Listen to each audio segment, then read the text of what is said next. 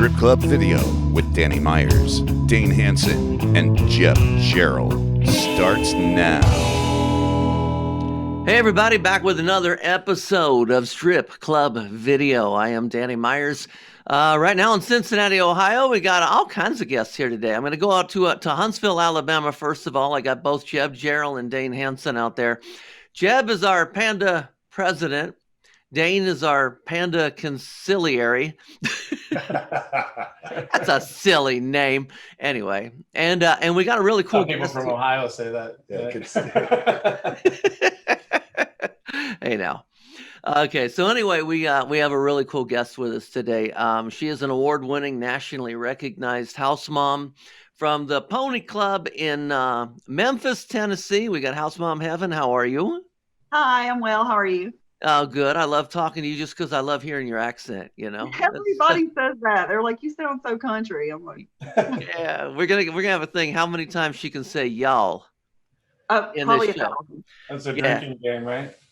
Yeah. Hey, how else do you say that? Like, you know, hey y'all. Y'all. It's just y'all. Hey y'all. Oh, okay. So in Tennessee, do you pronounce it, being an official Tennessean that you are, is it Tennessee or Tennessee? Well, technically I'm a Mississippian, but I've lived in Memphis for a long time. So we're Memphis, Tennessee. But no, it's just Tennessee. Tennessee. Okay. Gotcha.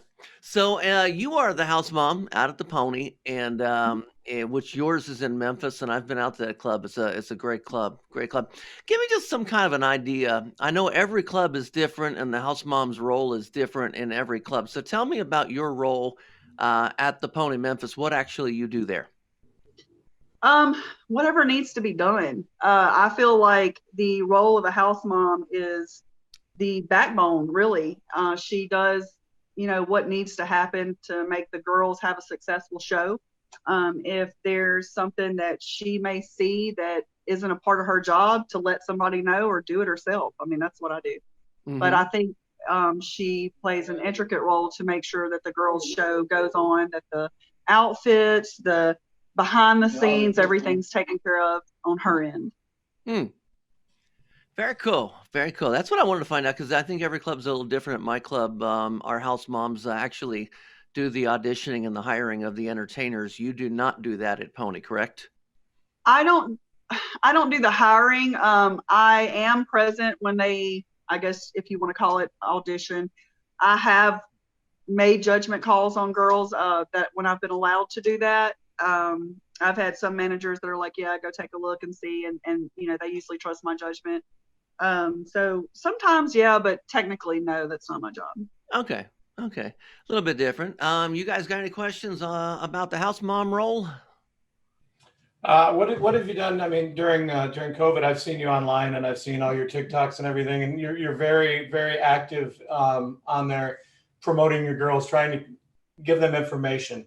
Open till 10, open till 11 hours and all that stuff, trying to get them to come in, and very motivating on your TikTok and your other social media.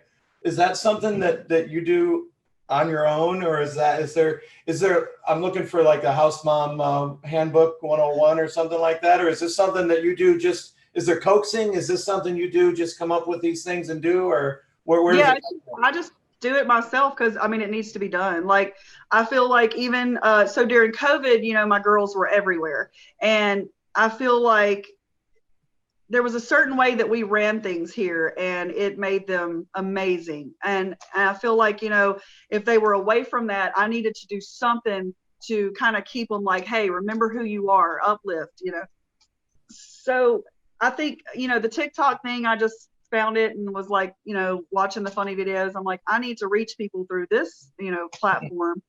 I do it on my own. Nobody's ever told me to do anything. I just feel like, the generation that we're having now come up as dancers, that's how you reach them, So yeah, everything's.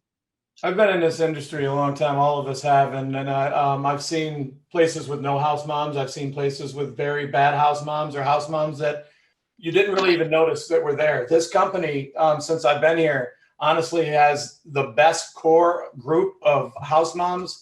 And they do so much to I mean, they're our last line of defense as management or DJs or whatever. They're the reason that we can be successful in this company. And it's amazing that other people and other companies don't see the value in that. So definitely props to you guys for, all the ones that I've worked with and met are absolutely incredible for the pony chain, for sure. Definitely. I was watching you guys' last podcast, and you were talking about, when people are posting negative things and stuff like that. And my very first question I always ask every time I see that is, where's your house mom? And I'm so surprised the amount of clubs that are just like, we don't have one. And I'm like, how does this work? How does that work? Like, and it's crazy to hear, but some people, some clubs just don't function with them. But you're right. I've been to Huntsville, and I've sat down with each one of the house moms there, and we kind of went over some things so we can all kind of be on the same page. And they are great. Their service, they provide such a great service, and it's so it's interesting if you see a club without a house mom, and then when you see a club with one, and you talked about bad house moms, and I mean, I'm sure they do something good for their club. I don't know. I'm trying to be positive. Well, it's getting blindsided. Most places, most facilities don't have a person back there in control, and you have no idea what's happening in the dressing room until it spills out onto the floor. And then that's been a huge bonus of having someone back there, communication levels, where the control goes from the back of the building to the front of the building. Everyone knows what's going on. I had good house moms in Las Vegas. I had great house moms at my club in Centerfolds, but when I don't think that they were valued the same way. So their information and the things that they can do for you or that you guys provide wasn't ever utilized. So I think they were kind of missing the ball on that one there. Yeah, what's so funny is when I very first found out, I want to say who I was as a house mom, was my very first trip to Vegas, and it was 2018. And Zach at Pony Bama, he was asking me something about, we were watching something on the trade room floor, and I was, he asked me what I thought about it. I'm like, I'm just a house mom, and he's like, just a house mom, and I never realized what he meant until later. I'm like, wow, yeah. So the house mom there, like in Vegas, I don't know if I know her. Maybe I do. I'm kind of connected to a lot of different house moms on my Facebook. And so, I think house moms are a lot of times underrated because they do so much, the good ones that you were talking about. And they can be utilized for so much more. It's just endless, the possibilities are endless for your house moms. Well, you had brought up a second ago about watching our last show. And so this is going to get me to a question here. Do you monitor your entertainers' social medias? And if you have an entertainer who's posting something negative about the club, do you deal with that? I do monitor their social media because I have an expectation of how I want my girls to be. And I feel like if I teach them or I impress upon them a certain behavior or a certain lifestyle or a certain aura, then that's how they're going to be perceived. And when I see them doing something that, for lack of better words, is beneath them, 9 times out of 10, I'm going to go, to them and say, hey, I don't know, if you're having a bad day or what's going on, let's talk about it. But first, I need you to go take that down, And, sometimes I'm met with, hey, I can only lead you to the water. I can't make you drink. Yeah. And what that usually means is the higher ups are going to see this. And when you calm down, you're going to regret it because, they're not so forgiving. Mm-hmm. So. Cool. I'm like, if everybody messes with me, they're like, you're like the mom because your girls can do no wrong. I'm like, well, she's okay. Let me help her do this. Yeah. Well, Dane had brought it up earlier that you've got an amazing TikTok channel, and that's where I've learned so much about you. Your TikTok channel, X Queen of Mean X, is the channel, and she posts so much good stuff, and some of it's motivational, some of it is tips, some of it's funny stories about baby strippers and things like that. And I guess so. What I want to ask you is, say you've got a new entertainer. I'm not sure what the young age is in your state. Ours is 18. Is it 18? Okay, so you got 18-year-old girls fresh out of high school, sometimes not even completely out of high school, still seniors. That's always the interesting one. What are some of the tips that you would give a brand new stripper on basically what to do, how to make money, and how to just present yourself? Well, one of the things that I always tell these girls is Epsom salt's going to be your best friend. And I usually write them like a little, I call it a stripper prescription. It's like, just kind of information on how to take care of themselves, because you are a billboard. And if you're not taking care of yourself, you can't make money. So I do that. I also let them know money up front. I don't care who they are, unless their name's Jerry Westland, money up front. I don't care how many times they've come here, who they see, no matter what it is. And even then, even if it's Jerry, ask anyway, because he might be testing you. But I'm telling you.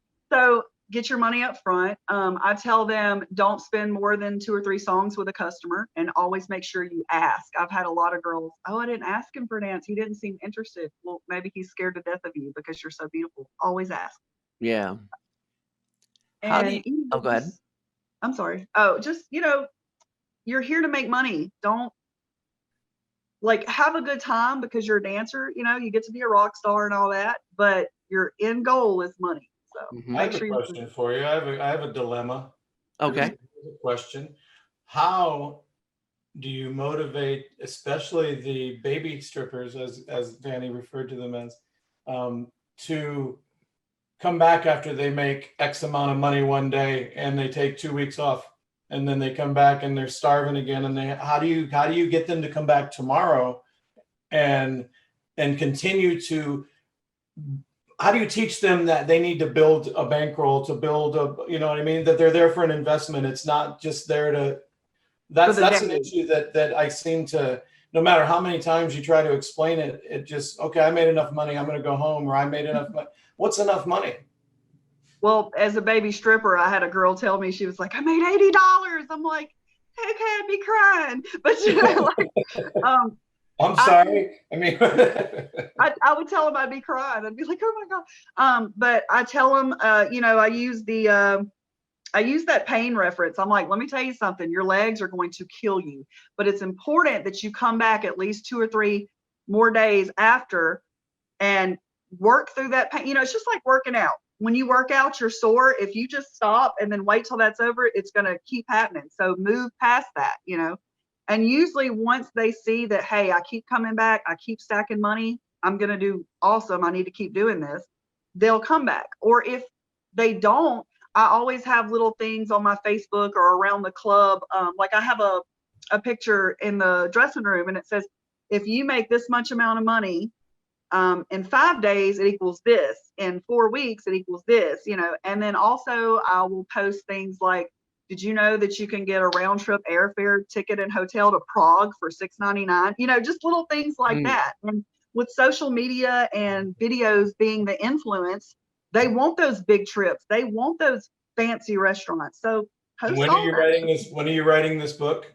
You are not the first person that said that. Everybody is like, you should write a book. Yeah, I bet I know who the other person was that brought it up.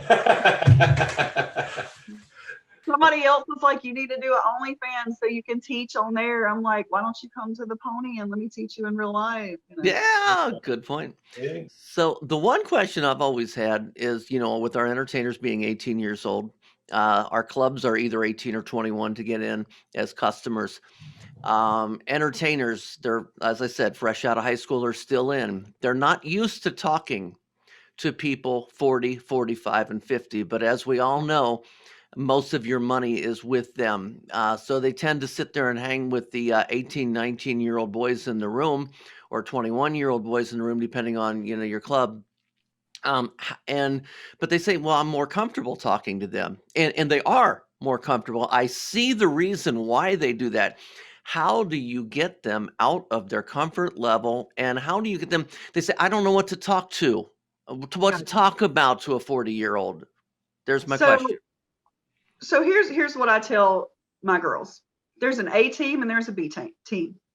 You're going to put yourself on what team you go on. It has nothing to do with my favoritism or the owner's favoritism or whatever.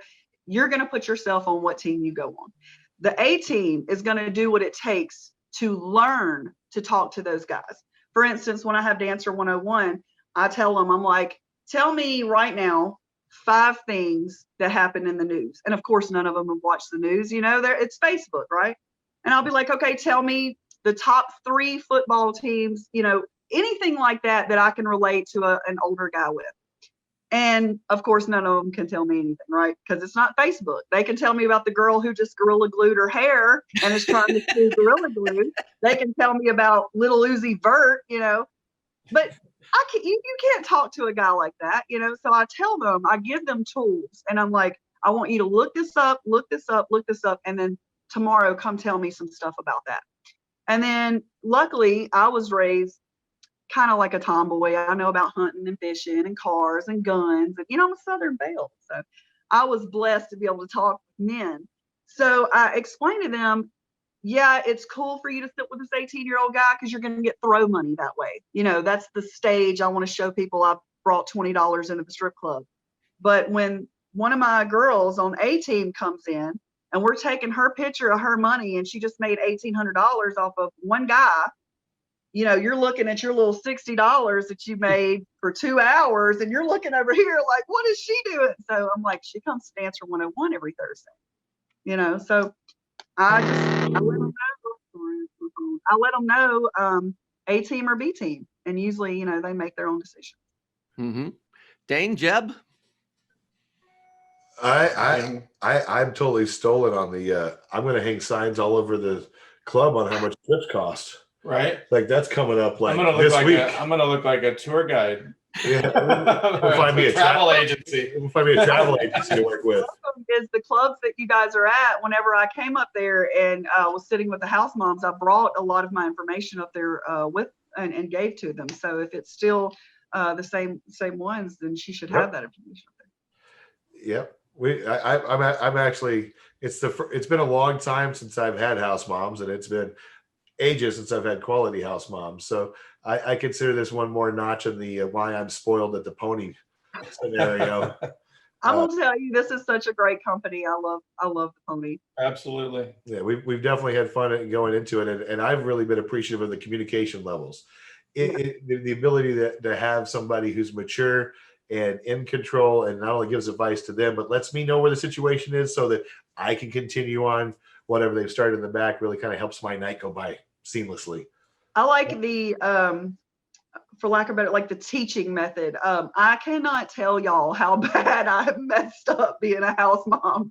Like some of the things that I've done, and like instead of, I don't know, just murdering me, they've like taught me, hey, let's do this instead. And I'm like, oh, I see what you mean. So it's good to work for a company who takes time to invest in you and teach you things so that you can, pass that down to the dancers and and it's not like there's never like an ego thing. Like, I've learned from dancers, managers have learned from security. It's not, it's like a machine, and all of our cogs are working in the right way. And so it's, you just can't beat that.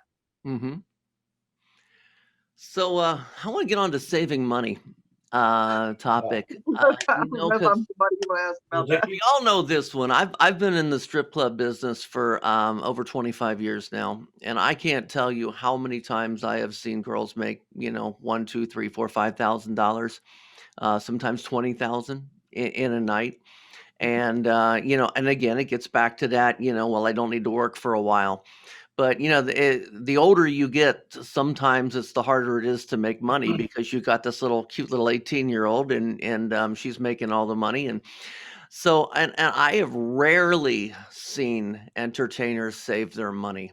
I mean, it's I've seen a small handful that have banked it. I mean, and so how do you actually get into the financial advice end of it? Do you try to talk them into saving a certain percentage and putting it away for the rainy day? I do. I get into everything. I get into the taxes. I get into an exit strategy. I get into opening businesses. I've literally went to a bank with a dancer and helped her open an account. It's very important to me that these girls understand how life works. And while being a dancer is awesome, at the end of the day, it's harder to get houses. It's harder to get apartments, get cars, because we have no way to prove, they have no way to prove their income.